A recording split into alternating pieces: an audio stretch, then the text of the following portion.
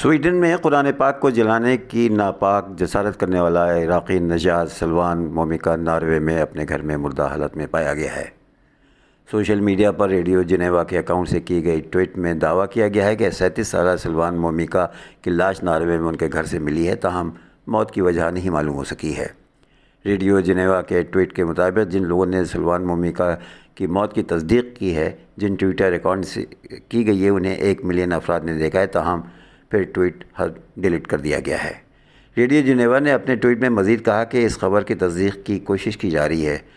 سلوان مومکا عراق سے فرار ہو کر 2018 میں سویڈن پہنچا تھا اور اسے 2021 میں سویڈن کا رہائشی اجازت نامہ دیا گیا تھا۔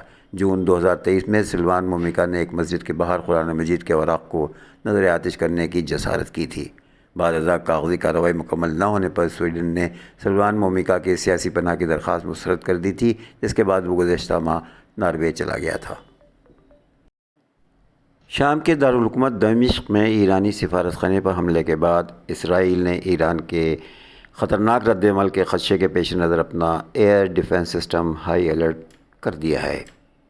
اسرائیلی اخبار کی رپورٹ کے مطابق اسرائیلی فوج نے ایران کی جانب سے متوقع حملے کے پیش نظر ریزرو فوجی بھی طلب کر لی ہیں۔ رپورٹ میں کہا گیا ہے کہ اس بار حزب اللہ یا حوثیوں کے بجائے ایران سے براہ راست میزائل حملے ہو سکتے ہیں۔ یاد رہے کہ 1 اپریل کو اسرائیل نے دمشق میں ایرانی سفارت خانے پر میزائل کا حملہ کیا تھا، جس میں ایرانی پاسداران انقلاب کے لیڈر سمیت 8 افراد شہید ہو گئے تھے۔ واقعے کے بعد ایرانی سپریم لیڈر آیت اللہ خامنئی نے کہا کہ ایرانی سفارت خانے پر حالیہ حملے کے نتیجے میں اسرائیلی حکومت کو نتائج بھگتنا ہی ہوں گے۔ انہوں نے کہا کہ ایرانی سفارت خانے پر حملہ اسرائیل کو غزہ میں اس کی آنے والی شکست سے نہیں بچا سکتا، جہاں وہ فلسطینیوں کے خلاف تقریباً 6 ماہ سے جاری جارحیت میں ملوث ہے۔ انہوں نے کہا کہ صہیونی حکومت کے بزدلانہ اقدامات ان کی ناگزیر شکست کو نہیں روک سکے گا، انہیں یقینی طور پر اس کارروائی کے نتائج کا سامنا کرنا ہی پڑے گا۔ حزب اللہ لبنان کے سیکرٹری جنرل سید حسن نصر اللہ نے اس بات کا ذکر کرتے ہوئے کہا کہ اس سال کا عالمی یوم قدس دیگر برسوں کی نسبت مختلف ہوگا کہ طوفان الاقصی آپریشن نے صہیونی دشمن کو نابودی کے دہانے پر پہنچا دیا ہے۔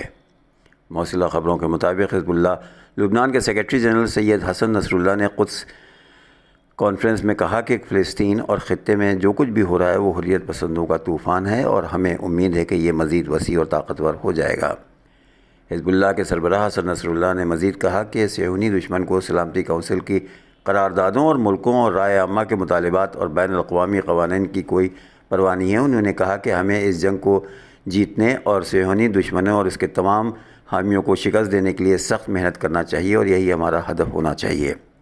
سید حسن نصر اللہ نے اس بات کا ذکر کرتے ہوئے 33 روزہ جنگ نے نئے مشرق وسطیٰ منصوبے اور گریٹر اسرائیل کے منصوبے کو شکست دے دی ہے۔ انہوں نے کہا کہ طوفان الاقصی کارروائی نے صہیونی حکومت کو تباہی و بربادی کے دہانے پر پہنچا دیا ہے اور اس کے آثار وقت گزرنے کے ساتھ ساتھ آشکار ہوں گے۔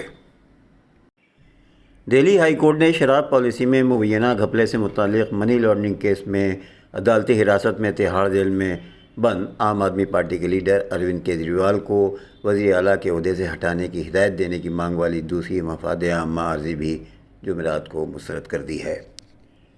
قائم مقام چیف جسٹس منموہن سنگھ اور جسٹس منمیت پریتم سنگھ اروڑا کی ڈویژن بینچ نے ہندو سینا کے صدر وشنو گپتا کی عرضی پر غور کرنے سے یہ کہتے ہوئے انکار کر دیا کہ لیفٹیننٹ گورنر یا صدر کے دائرۂ اختیار میں آتا ہے۔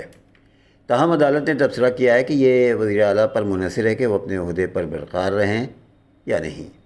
بینچ نے کہا کہ بعض اوقات ذاتی مفاد کو قومی مفاد کے ماتحت کرنا پڑتا ہے، لیکن یہ ان کا یعنی کیجریوال کا ذاتی فیصلہ ہے۔ بینچ نے کہا کہ وہ صرف یہ کہہ سکتی ہے کہ وہ اس معاملے پر فیصلہ نہیں کر سکتی اور اس معاملے پر فیصلہ کرنا دہلی کے لیفٹیننٹ گورنر یا صدر جمہوریہ ہند پر منحصر ہے۔ عدالت نے مزید کہا کہ ہم یہ کیسے اعلان کر سکتے ہیں کہ حکومت کام نہیں کر رہی ہے۔ لیفٹیننٹ گورنر اس بارے میں فیصلہ لینے کی پوری صلاحیت رکھتے ہیں۔ انہیں لیفٹیننٹ گورنر کو یعنی ہماری رہنمائی کی ضرورت نہیں ہے، ہم انہیں مشورہ دینے والے کوئی نہیں ہیں، انہیں جو بھی کرنا ہے وہ قانون کے مطابق کریں گے۔ عدالت کے اس موقف پر درخواست گزار کی جانب سے درخواست واپس لینے کی استدعا کی گئی، جسے منظور کر لیا گیا ہے۔ عرضی گزار نے کہا کہ وہ اب اس معاملے کو لیفٹیننٹ گورنر کے سامنے اٹھائیں گے۔ ہندوستان نے نئی نسل کے بیلسٹک میزائل اگنی پرائم کا کامیاب تجربہ کیا ہے۔ وزارت دفاع نے جمعرات کو کہا کہ اسٹریٹجک کمانڈ نے دفاعی تحقیق اور ترقی کے ادارے DRDO کے ساتھ مل کر 3 اپریل کو اڑیسہ کے ساحل پر APJ عبدالکلام جزیرے کے قریب اس بیلسٹک میزائل کا کامیاب تجربہ کیا ہے۔ تجربے کے دوران میزائل نے اپنے تمام اہداف کو پورا کرتے ہوئے مشن کو مکمل طور پر کامیاب بنایا ہے۔ میزائل تجربے کے دوران chief of defence staff general Anil Chauhan, strategic command کے چیف اور DRDO اور فوج کے کئی سینئر افسران موجود تھے۔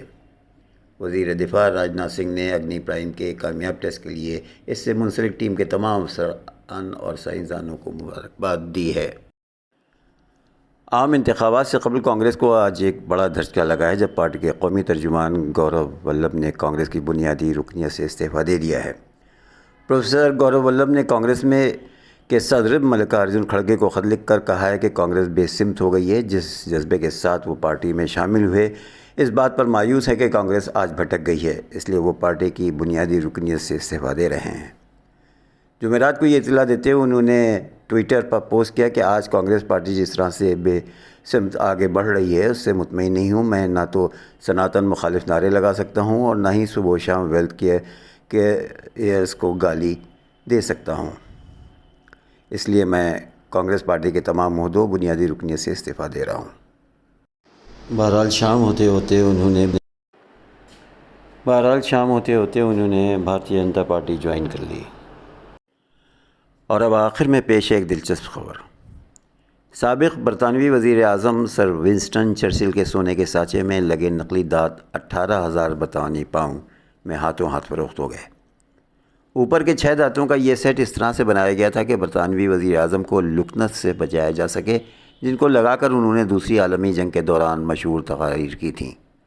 چرچل کے لیے یہ دانت اتنے اہم تھے کہ وہ ایسے 2 سیٹ ہمیشہ اپنے ساتھ رکھتے تھے۔ نیلام کیا گیا سیٹ جنگ کی ابتدا میں ان کے لیے بنایا گیا تھا۔ نیلامی کرنے والی کوٹس آکشن کمپنی کا کہنا ہے کہ یہ دانت تعین کی گئی قیمت 8,000 پاؤنڈ سے دگنی قیمت میں ہاتھوں ہاتھ نیلام ہو گئے۔ 1940 میں دوسری عالمی جنگ کے دوران وزارت عظمیٰ کا منصب سنبھالنے والے ونسٹن چرچل کو ساری زندگی دانتوں کے مسائل کا سامنا رہا۔ انہوں نے اپنی 20 کی دہائی میں زیادہ تر دانت کھو دیے تھے۔